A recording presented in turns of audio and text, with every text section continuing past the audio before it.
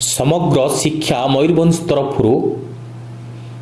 रायरंगपुर गोष्ठी शिक्षा अधिकारी कार्यालय अनुकूल रायरंगपुर अंतर्निवेशी कार्यालय परिसर में भिन्नक्षम छात्र छात्री उपकरण पर एक आकलन शिविर अनुष्ठित हो जाएगी। शिविर में रायरंगपुर बड़हदा तिरिंग जामदा विशोई और विजातला ब्लॉक रे पाठ पढ़ुवा 150 जन छात्र छात्री और अभिभावक जोग देते।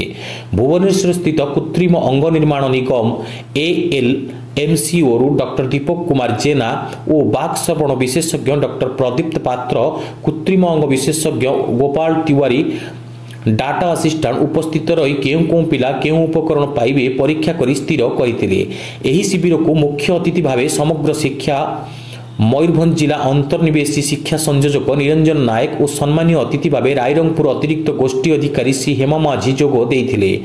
आकलन शिविर रे उद्देश्य उपकरण गुड़िकर व्यवहार और जत्न विषय अतिथिद्वय बुझाई। गोष्ठी शिक्षा कार्यालय विषय गोष्ठी संबल शिक्षक श्री किशोर कुमार साहू मंच परिचालना करते।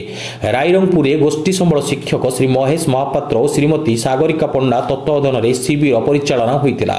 तिरिंग गोष्ठी शिक्षा कार्यालय संबल शिक्षक श्री किशोर कुमार साहू, बहलदा गोष्ठी शिक्षा कार्यालय संबल शिक्षक श्री सुशांत कुमार सेन, जामदा गोष्ठी शिक्षा कार्यालय संबल शिक्षक श्री सत्यवान गिरी और विजातला गोष्ठी शिक्षा कार्यालय श्री प्रशांत कुमार दास और उक्त ब्लॉक गुड़िक कार्य करुवा अंतर्निवेशी शिक्षा स्वेच्छासेवी इंद्रजीत पात्र, गोविंद सोरेन, शंकरषण गिरी, अख्तर हुसैन, सुनाराम सोरेन, पुष्पांजलि नंद, अमिताभ कुमार नायक, धनेश्वर मुर्मू प्रमुख मिलित सहजरे आकलन शिविरटी सफल होईछि।